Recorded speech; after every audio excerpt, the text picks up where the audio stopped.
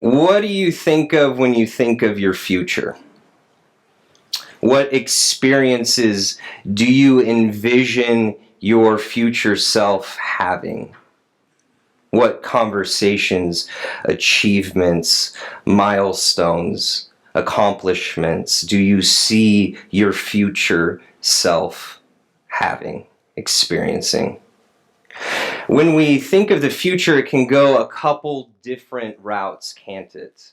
We can go to the robots taking over the world and the zombie apocalypse, Armageddon, that type of future.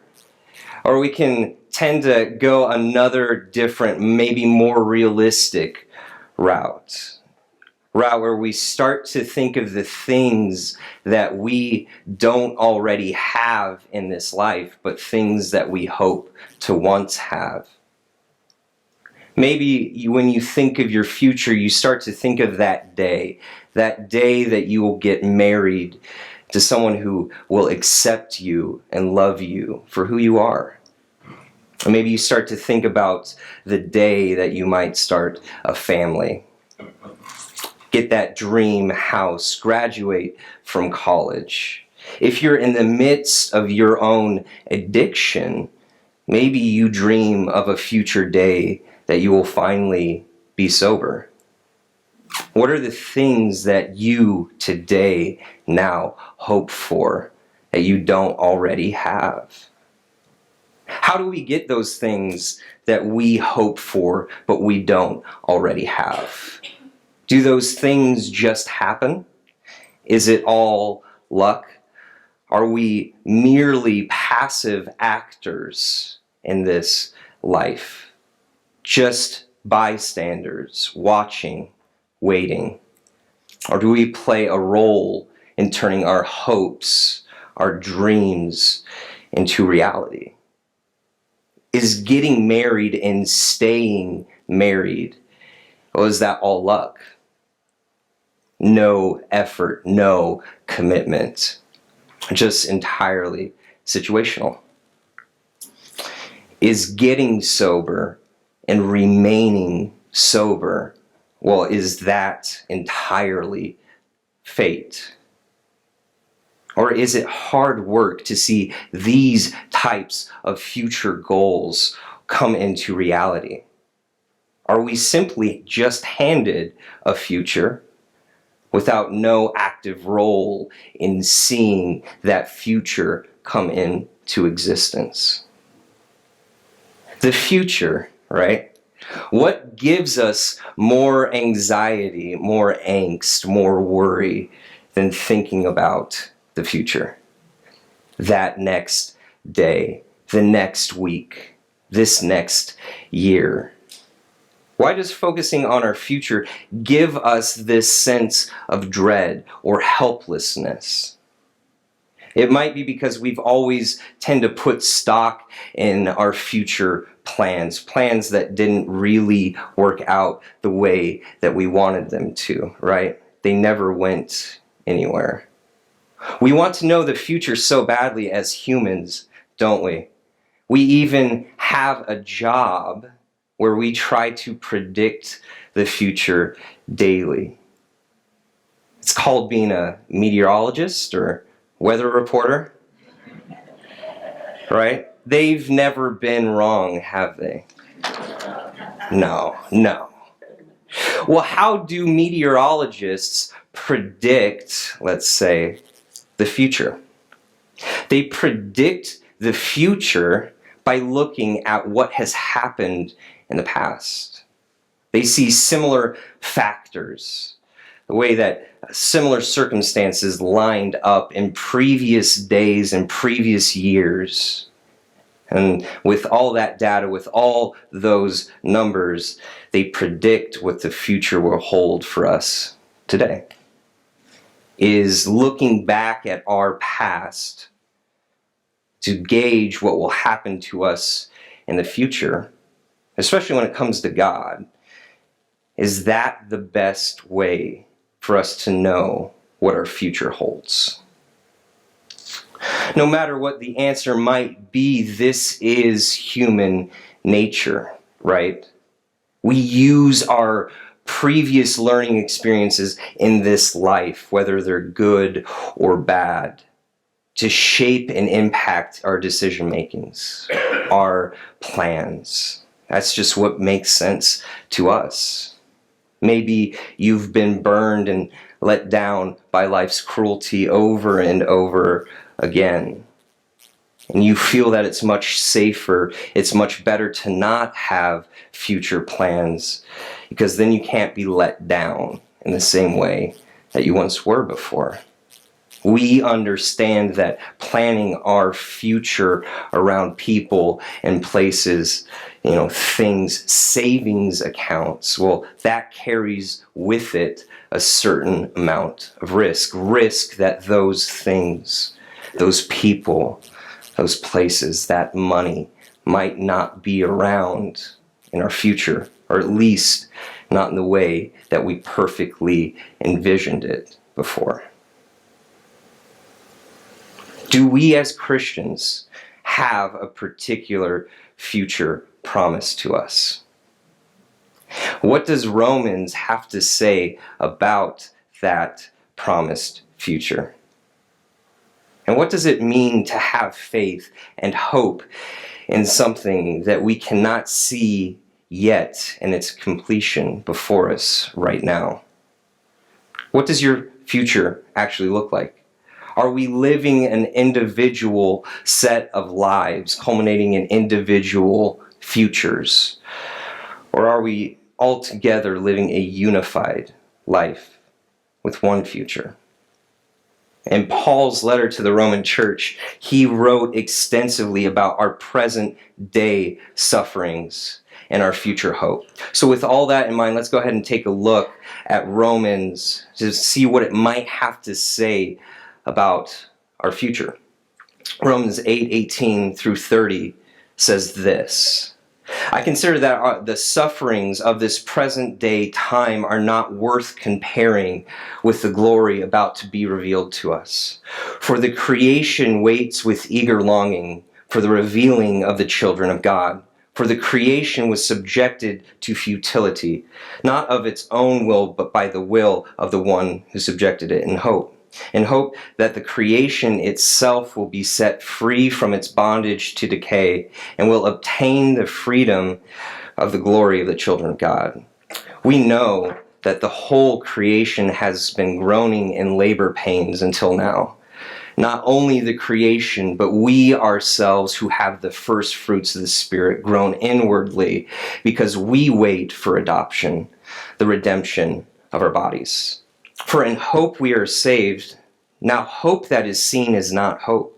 For who hopes for what is seen? But if we hope for what we do not see, we wait for it with patience. Likewise, the Spirit helps us in our weakness. For we do not know how to pray as we ought, but the very Spirit intercedes with sighs too deep for words. And God, who searches the heart, knows what the mind of the Spirit, because the Spirit intercedes for the saints according to the will of God. We know that all things work together for good for those who love God, who are called according to his purpose. For those whom he foreknew, he predestined to be conformed to the image of his Son, in order that he might be the firstborn within a large family. And those whom he predestined, he also called. And those who he called, he also justified. And those whom he justified, he also glorified. Who here ever struggles with anticipation? Anticipatory fear. Fear that is associated with waiting for something to happen. Anyone love to watch sports? Have you ever rewatched a sports game? Maybe it was one of your favorite teams and that team went into overtime, right? And that entire time that you were initially watching that game, you were watching with such angst, worry, anxiety, because you didn't know how that next play how that was going to play out. You didn't know what that next 30 seconds held. You really didn't know the final outcome, final score of the game yet, right? Have you ever rewatched a game that you knew what that next play or how that was going to play out? Have you ever rewatched a game that you knew the final score of? When we know the outcome of the game, we're able to experience that game very differently, right?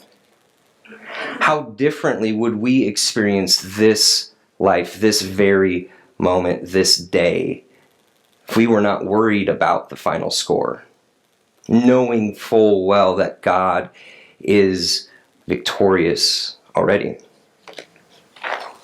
The very nature of hope means that we await something that we cannot see just yet. God has promised us a future, right? Future glory with Him. But we cannot see it just yet. Can't taste it, feel it, hear it. We must simply hope.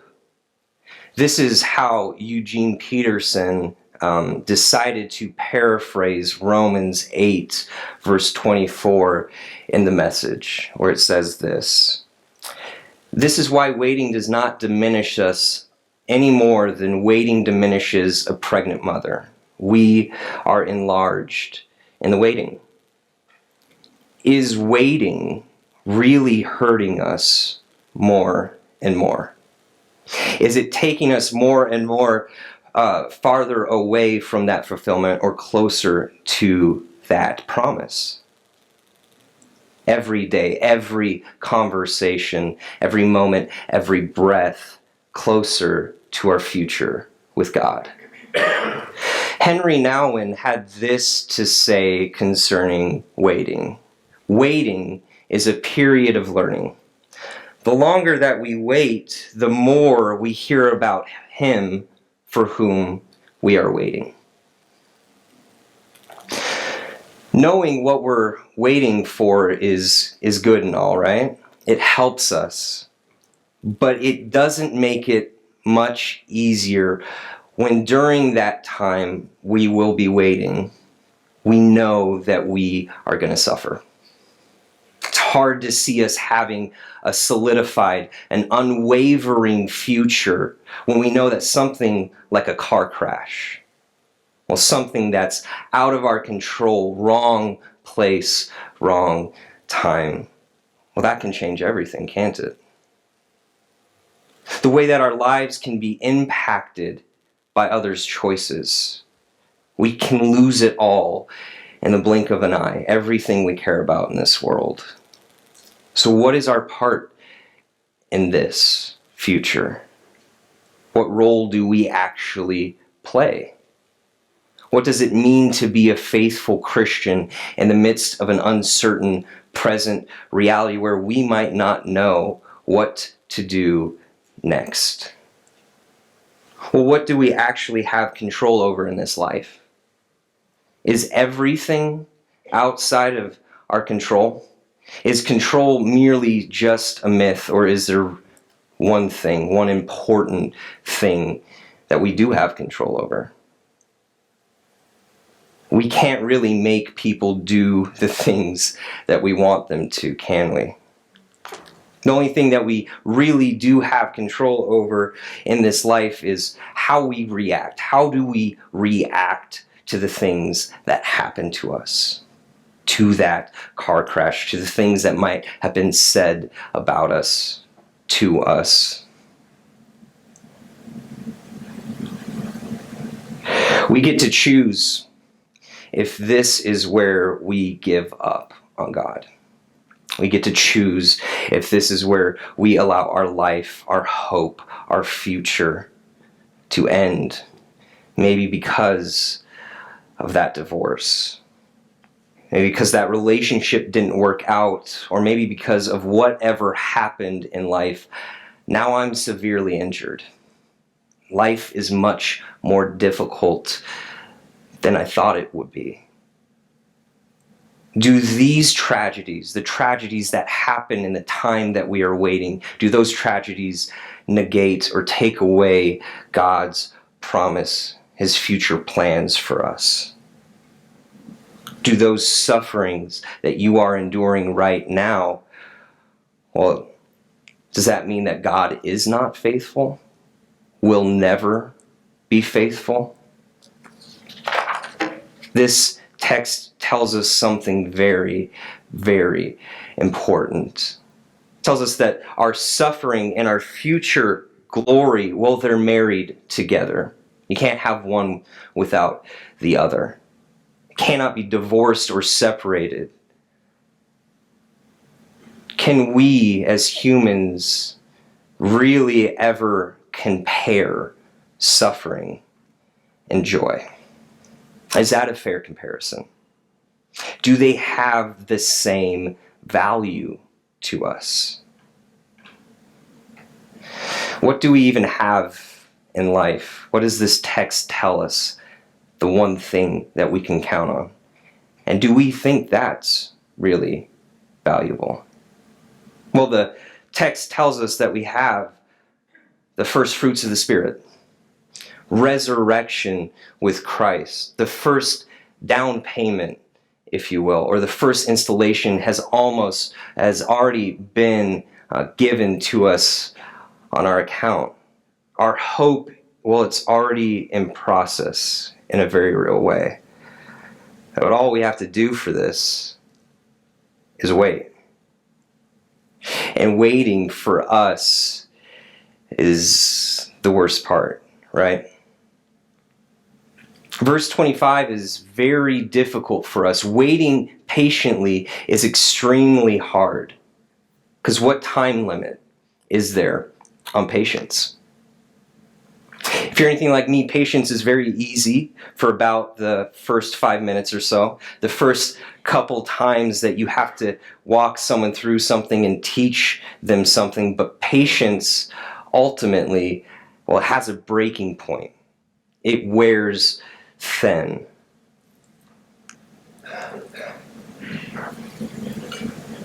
The reality is that patience is so difficult for us because we have so many different competing and conflicting interests, things that I would rather be doing at this moment, right? What could be more important, more worth our time than properly waiting for our future promise to come true? Are you alone in your waiting? Anyone here ever have their future taken from them? Ripped from your very hands? Ever experience a real moment in your actual life? Or something through your future plans completely into question? A moment that you realize your dreams, the person that you built yourself up to be, that thing that you depended on happening, well, is crushed, is taken from you. And now you have to deal with a life that looks much different than the one that you thought you were going to live. Believe it or not, I can relate to such an experience. My future plans came crashing down right around this time last April, a few weeks before Easter, when I injured my knee, tore my ACL meniscus playing soccer. I woke up that day not knowing by the end of that very same day what my future, how different that future was going to look. I had future plans of becoming ordained, applying for PhD programs, and possibly starting to write a book. Can remember in a very real way limping to the sidelines after every step, realizing the severity of my new reality. In a very real way where time slows down and you can take in such moments. This wasn't something that I could avoid. This wasn't something that I can live in denial about, choose not to face. Couldn't sweep it under the rug. Have you ever had a life-changing event like this, one that altered your future? I can still remember to this day very vividly, like it was yesterday, the entire aftermath of that situation.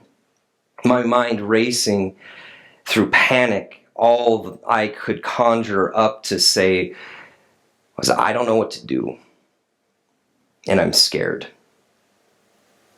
I was scared because I've been through this type of injury before. This was my greatest fear becoming my new reality. Who here has also had their greatest fear become their new reality? This time I knew what my future was going to look like. It was going to include MRI scans and doctor visits and evaluations and references and medical insurance battles, losing all the money that I had saved, the physical and mental anguish, the physical, mental, emotional prison of my immediate future. The fear of injuring or re-injuring myself once again. I had to start all over. I knew that my injury, it was going to keep me from getting ordained. My life, my future, it changed in an instant. And I was left to pick up the pieces, piece together a new one. I had to make another life for myself with the remnants of my newly fractured future. Which is one of the hardest things for us to do, isn't it? In the midst of our disappointment, in the midst of our hurt, to create and to accept a new life. What was your shattered dreams or future that you might have had? Maybe you were parents and you had to do the unthinkable. Plan your child's funeral. Maybe you were married to the love of your life, and now, you're divorced. Maybe you've been diagnosed with a disabling disability or disease or whatever it might be. Is God's future plans anything that we can count on at all? Or is it just like every other type of future plan that we have? I could have given up on God. That is the choice that we all get to make. How we react to the things that happen to us. Could have given up on this church because life didn't work out the way that I planned it. Maybe because it was going to be harder, much harder than I first envisioned it being.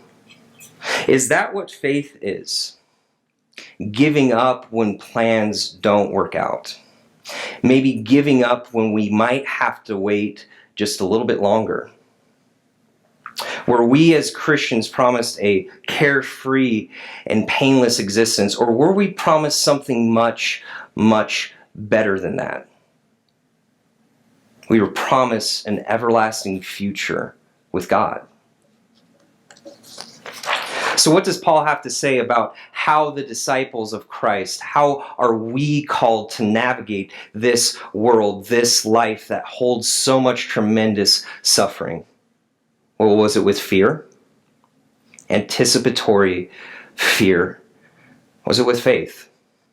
Are we called to live our lives like meteorologists, predicting our future off of what has happened to us in the past when circumstances were similar?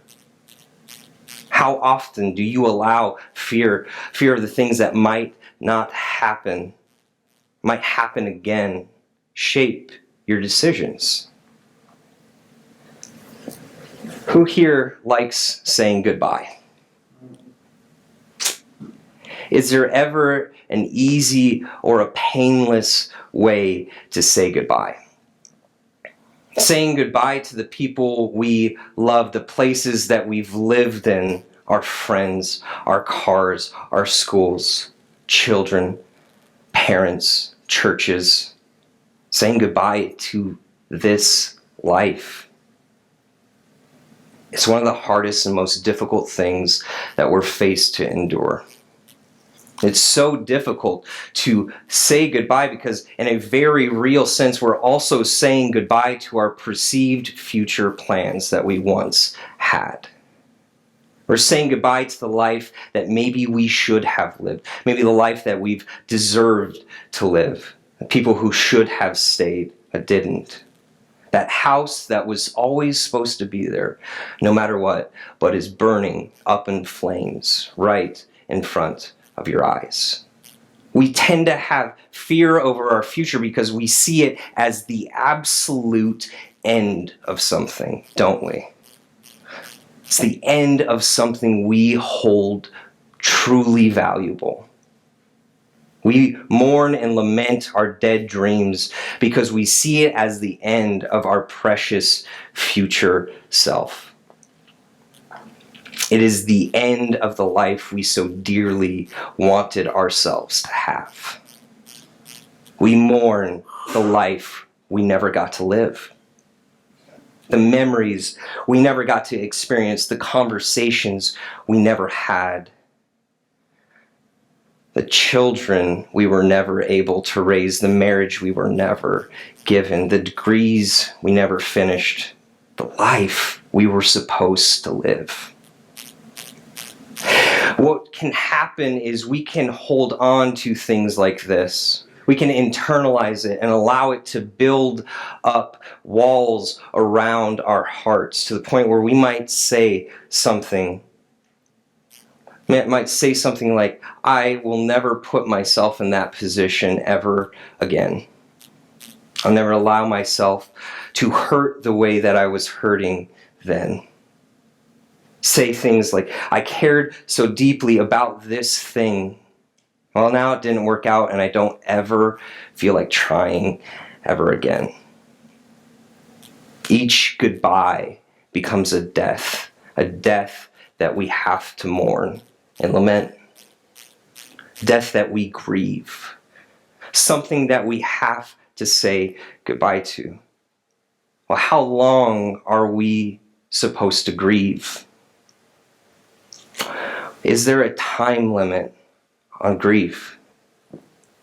Can grief ever change, or does it stay the same forever? And if it can change, well, can it change into something like joy?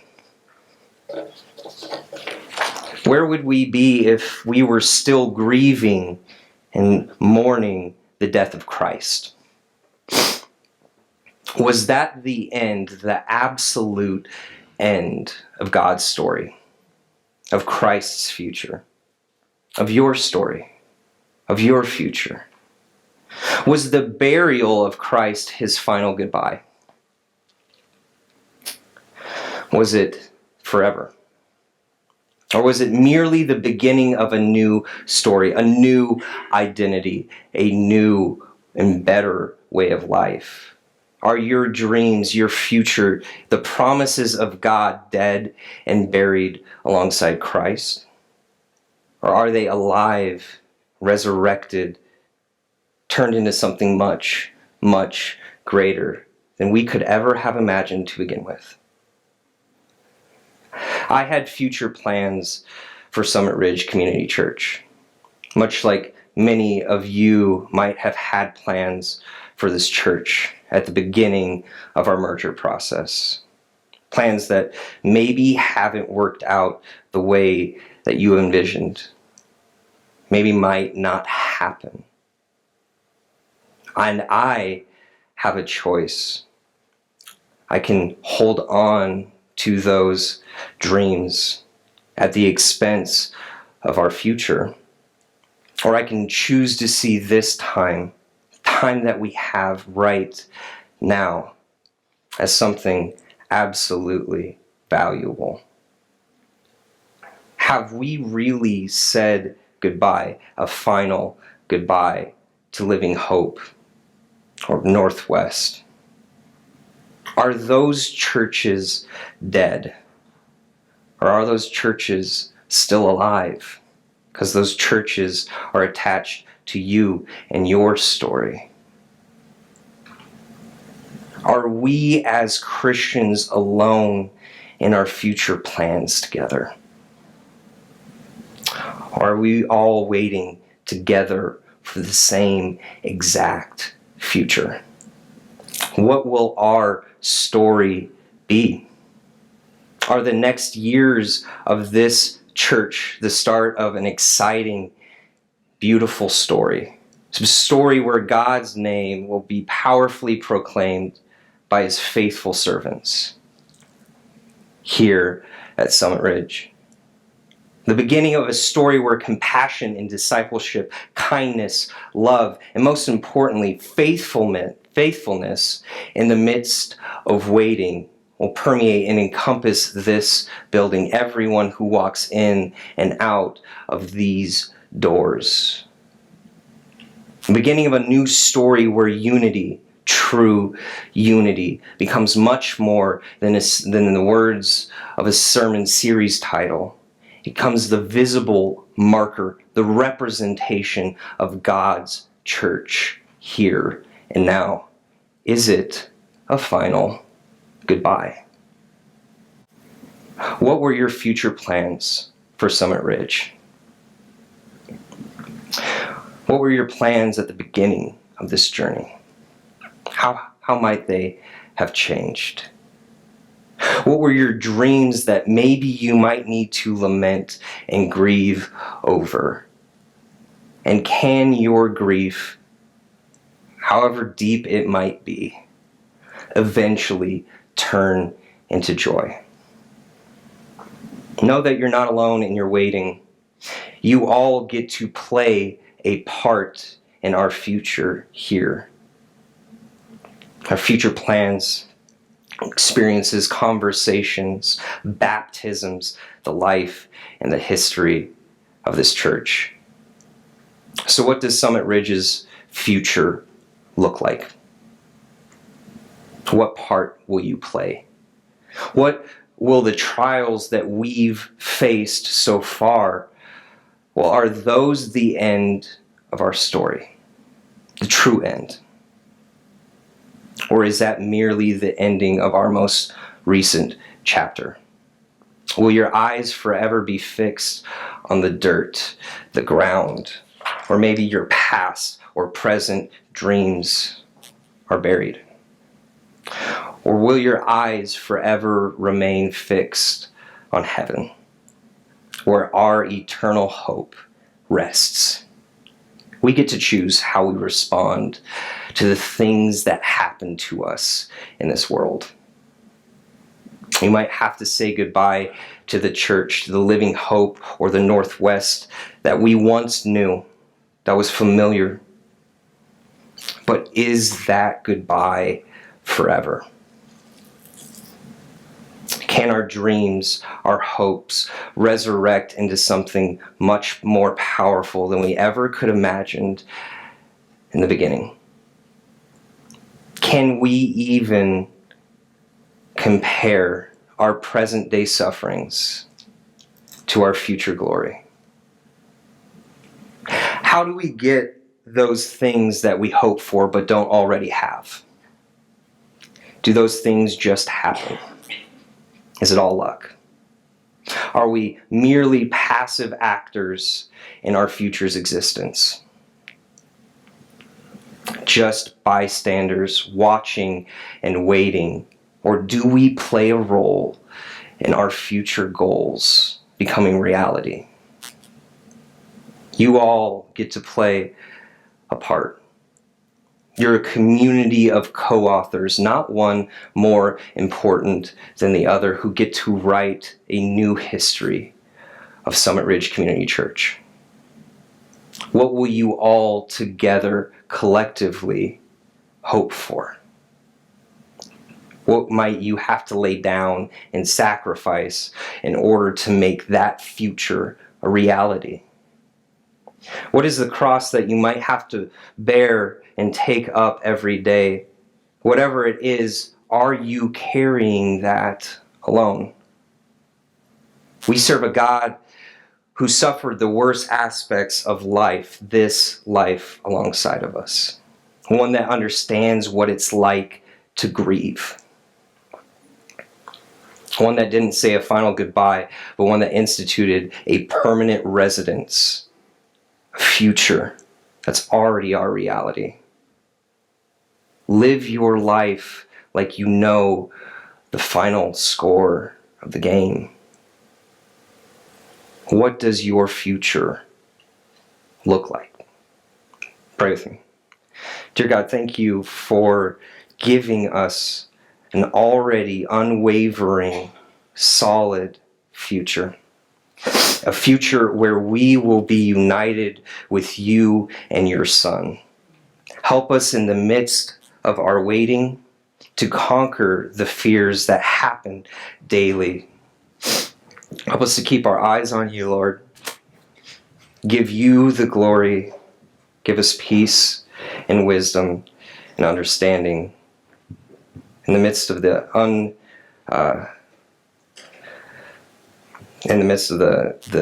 the waves of the sea, Lord. Help us to be faithful, and help us in the waiting. In Jesus' name, amen.